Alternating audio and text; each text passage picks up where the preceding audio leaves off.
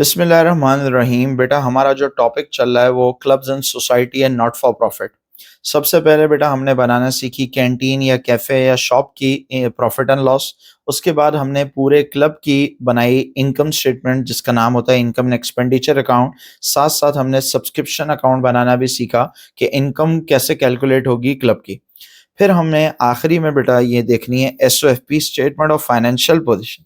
कैसे बनाएंगे बेटा? सबसे पहले क्लब का नाम, फिर स्टेटमेंट ऑफ फाइनेंशियल पोजीशन, फिर एज एट, फिर डेट आ जाएगी 31 दिसंबर 24।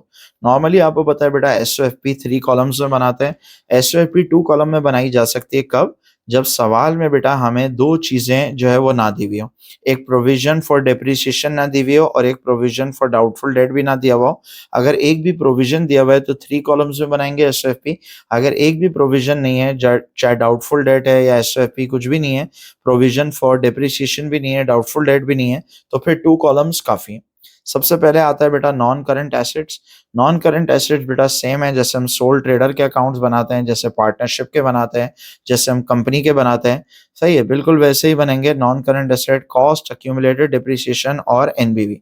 चाहे बेटा एसेट्स कैफे के हों, शॉप के हों या एसेट्स क्लब के हों, यहाँ पे दोनों तरह के एसेट्स आते हैं। सही है, तो अगर क्लब हाउस की फॉर एग्जांपल बिल्डिंग है तो वो आ जाएगी, कॉस्ट आ गई, जितनी डेप्रिसिएशन पहले से पड़ी हुई है वो, और जो इस साल चार्ज की दोनों को ऐड कर लेंगे, कॉस्ट में से एक्यूमुलेटेड माइनस करेंगे, सर क्या आ जाएगी? एनबीवी। और बेटा नॉन करंट एसेट्स और कौन से आ सकते हैं? क्लब का सॉरी कैंटीन का इक्विपमेंट। तो कैंटीन के एसेट्स है तो वो भी आ जाएंगे, जो क्लब के हैं वो भी आ जाएंगे। तो यहाँ पे बेटा हो सकता है कि कैंटीन की इक्विपमेंट की हमें एक ही वैल्यू दी हुई हो, अगर कॉस्ट और प्रोविजन अलग अलग नहीं दिया हुआ तो एक ही वैल्यू दी हुई होती है और वो होती है एनबीवी, नेट बुक वैल्यू। अगर नेट बुक वैल्यू बोले या वैल्यूएशन बोले, सही है, तो नॉन करंट एसेट पे डायरेक्टली हम लास्ट कॉलम में लिख देंगे। अगर हमें क्लोजिंग एनबीवी दी हुई है तो इसका मतलब डेप्रिसिएशन वगैरह ऑलरेडी माइनस हो चुकी। तो बेटा नॉन करंट एसेट्स को हम ऐड कर लेते हैं, कॉस्ट और एक्यूमुलेटेड का कोई काम नहीं होता, सिर्फ एनबीवी कॉलम को ऐड कर लेते हैं। नॉन करंट एसेट्स के बाद क्या आता है सर? करंट एसेट, जिसमें सबसे पहले क्या चीज आएगी सर? इन्वेंट्री आएगी। इन्वेंट्री किसकी आएगी? कैंटीन की या कैफे की या रिफ्रेशमेंट की इन्वेंट्री आएगी। यहाँ पे हमने बात की दोनों तरह के एसेट्स आएंगे, चाहे वो कैफे के हैं या ओवरऑल क्लब के। यहाँ पे बेटा ट्रेड रिसीवेबल्स नहीं आता, नॉर्मली इन्वेंट्री के बाद ट्रेड रिसीवेबल्स आता है, क्योंकि समोसे उधार पे नहीं देते हम। सही है, यहाँ पे एक इंपॉर्टेंट चीज आती है जो नॉर्मली नहीं आती, वो आती है सब्सक्रिप्शंस इन एरियर्स या सब्सक्रिप्शन अक्रूड। अक्रूड सब्सक्रिप्शन क्या होती है बेटा? कि हमने मेंबर्स को फैसिलिटीज प्रोवाइड कर दी लेकिन किसी वजह से मेंबर्स ने अभी तक हमें पे नहीं किया। तो बेटा मेंबर्स ने जो हमें अभी तक पैसे दिए नहीं, वो आज नहीं तो कल पैसे हमें मिलने वाले हैं और वो हमारे लिए क्या है? Current asset. फिर और क्या आ सकता है बेटा? यहाँ पे अदर रिसीवेबल्स आ सकता है। अदर रिसीवेबल्स में नॉर्मली दो चीजें आती हैं सर, आपको पता है, एक प्रीपेड एक्सपेंस आता है और अगर और कोई अक्रूड इनकम है तो वो आ सकती है। सही, जैसे कमीशन रिसीवेबल है, रेंट रिसीवेबल है, वो चीजें आ सकती हैं। और बेटा और क्या आ सकता है? बैंक या कैश। सही है, बैंक बैलेंस है पॉजिटिव तो इधर आ जाएगा, अगर बैंक क्रेडिट है, ओवरड्राफ्ट है, तो वो कहाँ जाएगा? Current liability. सही है, तो ये सारे करंट एसेट्स बेटा हमने ऐड कर लिए। नॉन करंट और करंट दोनों को ऐड कर लेंगे तो ये क्या आ जाएगा? Total assets. तो आप देख रहे हैं बेटा एसेट साइड बिल्कुल सेम है जैसे हम नॉर्मली बनाते हैं। एसेट्स के बाद क्या आता है sir? Capital and liability normally आता है, इक्विटी एंड लायबिलिटी। इंपॉर्टेंट बात सर, यहाँ पे कैपिटल वर्ड यूज करना हराम है।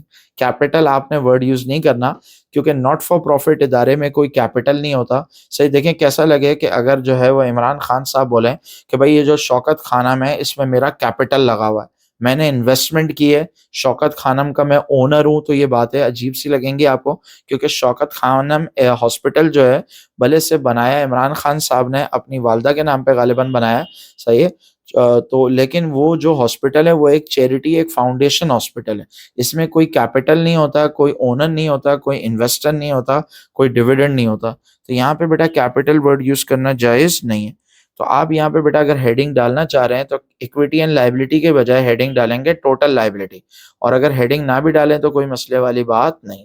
नॉर्मली बेटा कैपिटल सेक्शन कैसे आता है अगर आपको याद हो, सही जैसे हम सोल ट्रेडर के जब अकाउंट्स बनाते हैं तो कैपिटल कैसे आता है, opening capital eight profit less drawing, याद है। पार्टनरशिप के जब अकाउंट्स बनाते थे तो उसमें आता था capital account and current account. अगर कंपनी आपने पढ़ लिया बेटा, तो कंपनी के अकाउंट्स जब हम बनाते हैं तो उसमें क्या आता है, उसमें आता है इक्विटी एंड रिजर्व, जिसमें शेयर कैपिटल होता है, जनरल रिजर्व, रिटेन्ड अर्निंग, ये चीजें होती है। और अगर हम बेटा क्लब के अकाउंट्स बना रहे हैं, ये आखिरी टाइप है हमारी, और एक टाइप और है इसके अलावा, और वो है आपका मैन्युफैक्चरिंग अकाउंट्स। मैन्युफैक्चरिंग अकाउंट्स में भी बेटा कैपिटल वैसे ही आता है, सोल ट्रेडर का अगर हम बना रहे हैं मैन्युफैक्चरिंग अकाउंट्स, तो opening capital eight profit less drawing. बहरहाल यहाँ पे बेटा opening capital eight profit less drawing की जगह क्या आता है, ओपनिंग कैपिटल की जगह कैपिटल वर्ड यूज करना यहाँ पे हराम है, तो कैपिटल की जगह हम वर्ड यूज करते हैं अक्यूमुलेटेड फंड। क्या वर्ड यूज करते हैं sir, accumulated fund. Opening capital की जगह क्या वर्ड यूज करेंगे, opening accumulated fund. Accumulated fund जो है होता तो कैपिटल ही है, लेकिन इसका नाम चेंज है, सही। यहाँ पे इन्वेस्टमेंट जो होती है वो कैपिटल नहीं कहलाता, वो फंड कहलाता है। तो बेटा opening accumulated fund opening capital की तरह निकलेगा। ओपनिंग कैपिटल कैसे आता है, opening assets minus opening liability. तो बेटा एसेट्स भी हम सारे ओपनिंग लेंगे और लाइबिलिटीज भी सारी ओपनिंग। बेटा ये जो सारे एसेट्स आ रहे हैं ये सब क्लोजिंग है ईयर एंड पे। अब हमें सारे बेटा एसेट्स चाहिए ओपनिंग 1 जनवरी के चाहिए। तो जो क्लब हाउस है बेटा ये आ रहा है हमारा क्लोजिंग, सही। अब हमें ओपनिंग चाहिए, जो कैंटीन का इक्विपमेंट है बेटा वो भी ओपनिंग चाहिए। सारे एसेट्स की हम लेंगे एनबीवी। अगर हमें कॉस्ट दी हुई है तो कॉस्ट में से प्रोविजन माइनस कर देंगे ओपनिंग वाली, तो हमारे पास ओपनिंग एनबीवी आ जाएगी। ऐसे बेटा इन्वेंट्री भी ओपनिंग आ जाएगी जो रिफ्रेशमेंट की है। अगर कैश है तो वो भी ओपनिंग आ जाएगा। ये आ गए टोटल एसेट्स, सही। टोटल एसेट्स आ गए स्टार्ट ऑफ द ईयर। तो लाइबिलिटीज भी बेटा हमें स्टार्ट ऑफ द ईयर चाहिए, तो ओपनिंग लाइबिलिटीज के नाम से ले लेंगे। ओपनिंग लाइबिलिटी में हो सकता है रिफ्रेशमेंट के सप्लायर हो, सप्लायर क्या होता है, क्रेडिटर। क्रेडिटर होंगे तो वो आ जाएंगे।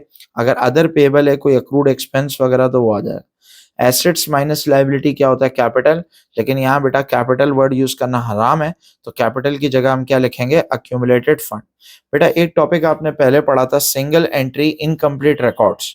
तो बेटा आपको पता होना चाहिए कि जो नॉट फॉर प्रॉफिट के हम अकाउंट्स बनाते हैं, ये भी सिंगल एंट्री के प्रेमाइस पे बनाते हैं, सिंगल एंट्री के कॉन्सेप्ट पे बनाते हैं।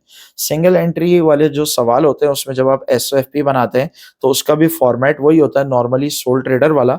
बस एक फर्क होता है कि वहां पे ओपनिंग कैपिटल गिवन नहीं होता, ओपनिंग कैपिटल हमेशा हमें निकालना होता है। इसी तरीके से opening assets minus opening liability, अगर नॉर्मल अकाउंट्स बना रहे हैं, मतलब प्रॉफिट वाले बिजनेस के बना रहे हैं, कमर्शियल बिजनेस के, तो ये ओपनिंग कैपिटल कहलाता है, opening assets minus opening liability. और यही चीज अगर हम नॉट फॉर प्रॉफिट के लिए बनाते हैं तो उसको कैपिटल की जगह नाम बदल दिया, उसका क्या नाम कर दिया, अक्यूमुलेटेड फंड। ओपनिंग कैपिटल की जगह ओपनिंग अक्यूमुलेटेड फंड आ गया, सही है। फिर ऐड करते हैं प्रॉफिट फॉर द ईयर। यहाँ पे बेटा प्रॉफिट फॉर द ईयर नहीं आएगा, प्रॉफिट की जगह हम क्या वर्ड यूज करते हैं, सरप्लस फॉर द ईयर, सही। और लॉस की जगह क्या वर्ड यूज करते हैं, डेफिसिट फॉर द ईयर, सही है। तो यहाँ पे प्रॉफिट की जगह सरप्लस। सवाल ये भी आता है सर यहाँ पे हमने सरप्लस तो ले लिया, लेकिन ये जो हमने कैंटीन की प्रॉफिट एंड लॉस बनाई थी, कैंटीन या कैफे या शॉप या रिफ्रेशमेंट, उसका क्या। तो सर वो जो कैंटीन का जो प्रॉफिट है, अगर आपको याद हो, वो हम ऑलरेडी ले चुके हैं कहाँ पे, इनकम एंड एक्सपेंडिचर अकाउंट में। अगर आप देखें हमने ये जो सरप्लस निकाला है इसमें जो कैंटीन का प्रॉफिट है वो भी इंक्लूड हो चुका है।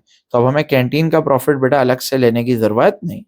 ओपनिंग अक्यूमुलेट फंड आ गया सर, ऐड आ गया हमारा, क्या आ गया, सरप्लस आ गया, डेफिसिट होगा तो माइनस होगा। इसमें बेटा एक और भी चीज आ सकती है, हमने बात की थी डोनेशंस ऑफ कैपिटल नेचर। अगर कोई बेटा आपको डोनेशन देता है और वो स्पेसिफाई करता है कि इससे आपने ये काम करना है जो नॉन करंट एसेट नौयत का है, सही, कहता है भाई बिल्डिंग खरीदनी है या बिल्डिंग को एक्सटेंड करवा दो, सही है, या कोई एम्बुलेंस खरीद लो, सही है, या कोई इक्विपमेंट खरीद लो, तो फिर ये जो डोनेशन होगी, बड़ा अमाउंट जो होगा, डे टू डे नेचर की नहीं होगी, ये कभी कभार मिलेगी, तो ये आएगी यहाँ पे एसओएफपी में, सही है। तो ये ओपनिंग अक्यूमुलेटेड फंड से जब हम चले तो बेटा क्या आ गया, closing accumulated fund. Asset side same है, ओपनिंग कैपिटल की जगह opening accumulated fund, profit for the year की जगह सरप्लस, और लॉस की जगह क्या है, डेफिसिट। डोनेशन एक नई चीज आ गई। आखिरी में बेटा लाइबिलिटीज आ जाएंगी, पहले नॉन करंट लाइबिलिटी, बाद में करंट लाइबिलिटी।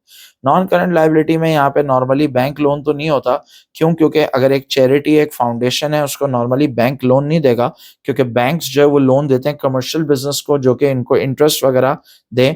लेकिन ये तो एक already not for profit charitable इदारा है, तो नॉर्मली यहाँ पे लोन आ सकता है कहीं से, कोई फाउंडेशन वगैरह हमें लोन दे सकती है, जैसे क्रिकेट एसोसिएशन से हमने लोन लिया या फुटबॉल एसोसिएशन वालों ने हमें लोन दे दिया। सही है, बाज़ औक़ात ये बहुत ही फ़ेवरेबल टर्म्स पे लोन होते हैं, या तो इंटरेस्ट फ्री होते हैं या तो इंटरेस्ट बहुत ही ज़्यादा इनका नॉमिनल होता है। सही है, नॉन करंट लायबिलिटी के बाद एक लाइन छोड़ेंगे फिर करंट लायबिलिटी। सही, यहाँ पे ट्रेड पेबल आ सकता है। ट्रेड पेबल किसका आएगा? कैफ़े का, कैंटीन का। सही है, तो यहाँ पे या शॉप का, तो रिफ्रेशमेंट का हमने पेबल लिख दिया। फिर अदर पेबल्स यहाँ पे आ सकता है, अक्रूड एक्सपेंस वगैरह। और जैसे वहाँ पे सब्सक्रिप्शन आ रही थी बेटा एरियर्स या अक्रूड, यहाँ पे कौन-सी सब्सक्रिप्शन आएगी? सब्सक्रिप्शन आ जाएगी advance, subscription in advance. Advance का मतलब बेटा प्रीपेड सब्सक्रिप्शन। हमने बात की थी 2 तरह की सब्सक्रिप्शन है। एक वो सब्सक्रिप्शन जो हमने फैसिलिटी दे दी लेकिन मेंबर्स ने पैसे नहीं दिए, तो वो अक्रूड इनकम है।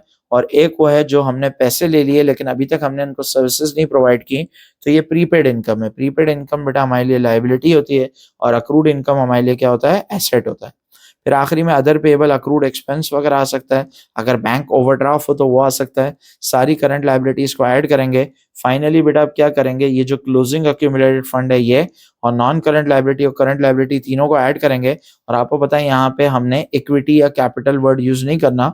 सही है? तो टोटल एसेट्स बराबर आएगा किसके? टोटल लायबिलिटीज़ के। यहाँ पे सिर्फ लायबिलिटी वर्ड यूज़ होगा। सही है? Assets is equal to liability. सही है? यहाँ पे कैपिटल जो है वो कॉन्सेप्ट नहीं है, तो समझ लें यहाँ पे लायबिलिटी और इक्विटी समझ लो मिली हुई है एक तरीके से ना। यहाँ पे जो इक्विटी है उसकी जगह अक्यूमुलेटेड फंड यूज़ हो रहा है वर्ड, लेकिन एंड में हम total accumulated fund and liability नहीं लिखते हैं, बल्कि सिर्फ लिखते हैं टोटल लायबिलिटी। सही है? तो बेटा ये आपने बनाना सीख ली एसओएफपी किसकी? नॉट फॉर प्रॉफिट की, क्लब अकाउंट्स की। अब इंशाल्लाह आप जो है वो क्वेश्चन सॉल्व करना शुरू करें, तो आपको क्वेश्चंस इंशाल्लाह समझ में आने लगेंगे। थैंक यू बेटा, अल्लाह हाफ़िज़।